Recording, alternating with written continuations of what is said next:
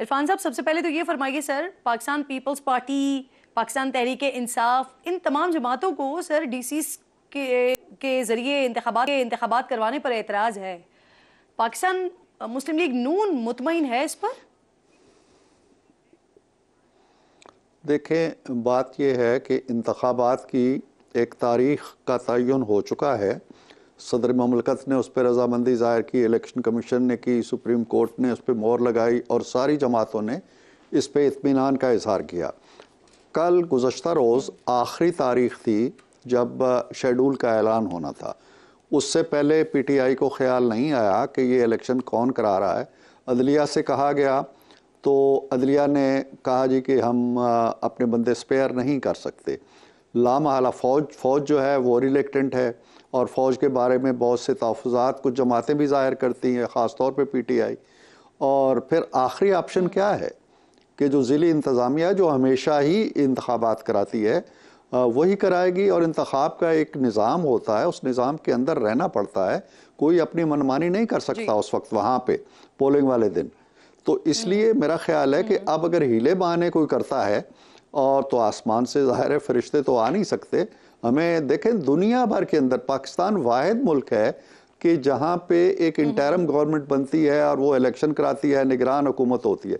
वरना तो जो मौजूद हुकूमतें होती हैं वही इलेक्शन कराती हैं। हमारे पड़ोस में भारत है, वहाँ पे जी हाँ होते हैं, तो हम नाज नखरे ही करते रहते हैं और मुतमईन नहीं होते। और उसकी वजह ये होती है कि हमें दरअसल अपने ऊपर यकीन नहीं होता।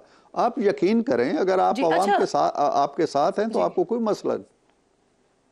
इरफान साहब, वैसे अगर आप उनके रीजंस देखते हैं तो वो थोड़े से वैलिड भी नजर आते हैं। अब तहरीक इंसाफ के एतराज़ात जो हैं वो ये हैं कि इंतजामिया उनके साथ अच्छा सलूक नहीं कर रही है, अदालतें उनको रिहा करती हैं, DCs उन्हें गिरफ्तार करवा देते हैं, फिर उनके मातहत इलेक्शन हो तो फिर तो सवाल उठाने का जवाब पहले से पैदा हो रहा है ना सर।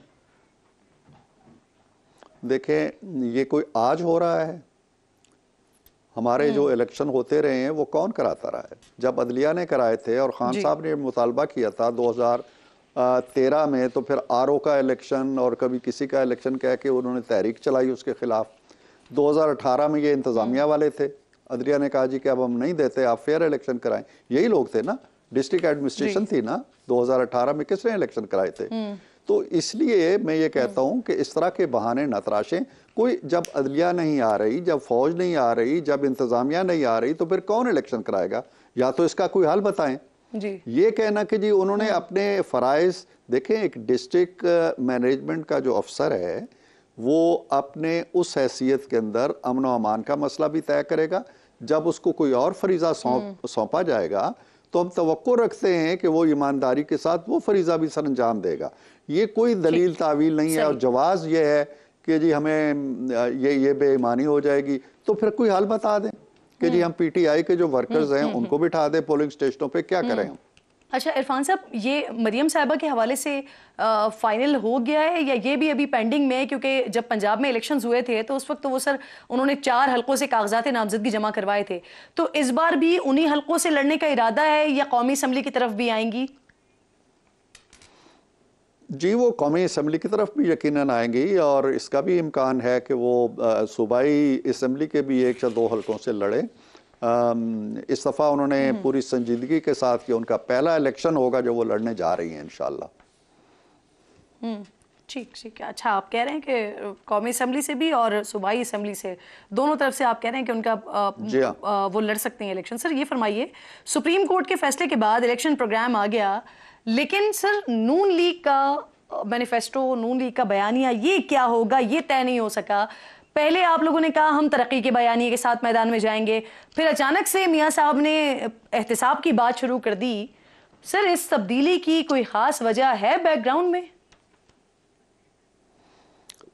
देखिए, मुझे थोड़ी सी हैरत भी होती है और किसी कदर अफसोस भी होता है कि जब इतनी वजाहत के साथ चीज़ें कही जा रही हों और ख़ुद नवाज शरीफ साहब की ज़ुबान से कही जा रही हों, आप मीनार पाकिस्तान की तकरीर से लेके गुज़श्ता रोज़ जो उन्होंने ख़िताब किया उस तक आ जाइए, तो उनका नैरेटिव बड़ा वाज़ेह है। 2 चीज़ें आपको नज़र आएंगी।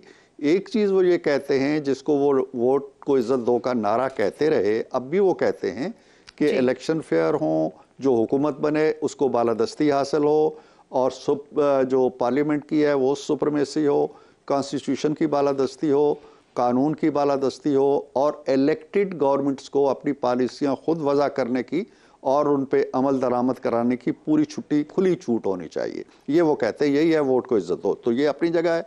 दूसरा बयानिया जिसका नाम नवाज शरीफ है, वो अगर आप 90 से लेके 2017 तक आ जाएं, 28 जुलाई तक, तो एक ही बयानिया है कि वो इंफ्रास्ट्रक्चर की तामीर करते हैं, तरक्की की तरफ जाते हैं, फॉरवर्ड लुकिंग है।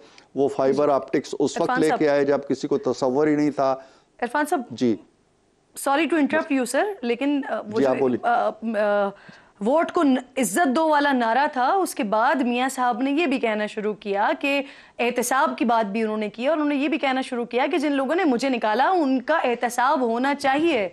सर जब मियां साहब लंदन में मौजूद थे उस वक्त उन्होंने कहा कि अब मिट्टी पाव नहीं होगा, अब एहतसाब होगा, लेकिन जब वो मीनारे पाकिस्तान पर आए तब उन्होंने आगे बढ़ने की बात की। फिर उसके बाद गुज़िश्ता 3 तकरीरों में वो दोबारा एहतसाब की बात कर रहे हैं। तो सर मैं उस हवाले से आपसे पूछ रही हूँ कि ये अचानक तब्दीली आई है, ये क्यों आई है?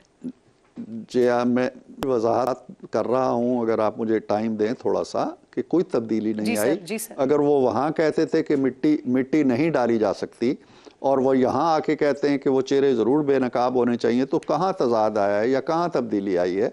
अगर वो ये कहते रहे हैं, आप अगर मीनारे पाकिस्तान की बात कर रही हैं कि जब उन्होंने कहा जी कि पास जो है उसको हम छोड़ने के लिए तैयार हैं, लेकिन उसी तकरीर में उन्होंने कहा था, और 2 दफ़ा तकरार के साथ कहा था, कि अगर हम ये बातें नहीं छोड़ेंगे जो माजी में हमारे लिए तकलीफ़ का बायस बनी मुल्क के लिए, और फिर कहा कि मेरी बात सुने, मैं दोबारा कहता हूँ, अगर वो तर्ज अमल जारी रहा, वो तर्ज अमल क्या था? वोट की तौहीन का, वोट की बेइज्जती का, इलेक्टेड लोगों को हुकूमत ना करने देने का, तो ये मुल्क आगे नहीं बढ़ेगा। ये है उनका मुस्तकिल नैरेटिव। इससे ना वो दाएं गए हैं, ना वो बाएं गए हैं, और ना वो जाएंगे। आज भी वो वोट की इज्जत को अगर वो उन लफ्ज़ों के बजाय ज़्यादा वजाहत के साथ कह रहे हैं, तो उसका मतलब यही है कि कौम और मुल्क को आगे लेके जाना है तो सबको मिलके चलना होगा, और आईन और कानून के मुताबिक चलना होगा। उससे हटेंगे तो मुल्क फिर अफरा तफरी का शिकार होगा।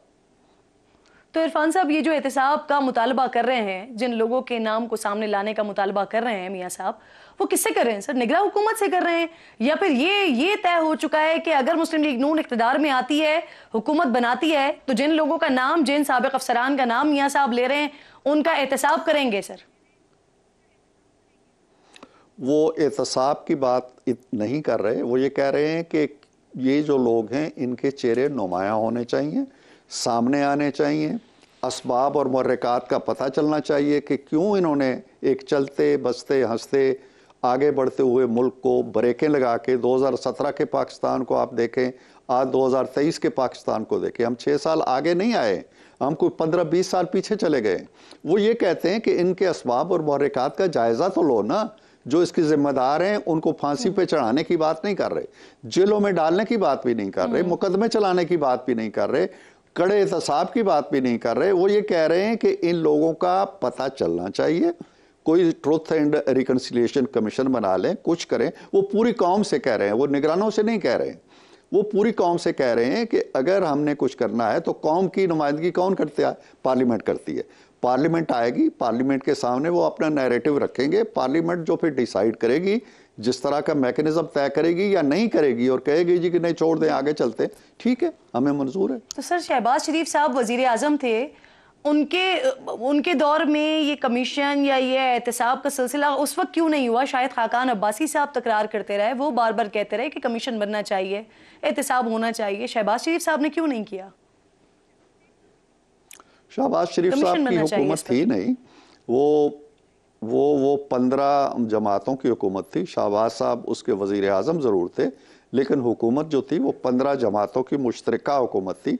हर जमात का अपना एक मौक़िफ़ है। मसलन पीपल्स पार्टी तो यानी सर अगर आप सिंगल मेजॉरिटी में आते हैं तो फिर कमीशन बनेगा, और अगर फिर से यही वाला सिलसिला होता है कि सारे लोग मिलकर आते हैं तो फिर दोबारा ये चीज़ नहीं हो सकेगी। जी सर, मैं आपसे अर्ज कर चुका हूं, आप उसी सवाल को रिपीट कर रही हैं। इससे पहले मैंने आपको बता दिया कि ये हमारा मौक़िफ़ है, हम पार्लियामेंट में आएंगे, पार्लियामेंट अवाम की नुमाइंदगी करेगी, पार्लियामेंट क्या रास्ता चुनती है हम उसके मुताबिक चलेंगे। मैं ये कह चुका हूं, मैं फिर दोहरा रहा हूं आपको ताकि आप पे बात वाजे हो जाए। हम कोई तलवार लेकर और कोई तोप और बंदूकें लेके मैदान में नहीं निकल रहे हैं, ये हमारा वतीरा नहीं रहा है। हम मुल्क को आगे लेके जाना चाहते हैं, लेकिन आगे ले जाने में जो रुकावटें फिर पेश आ सकती हैं उनका सद्देबाब करना चाहते हैं, बस।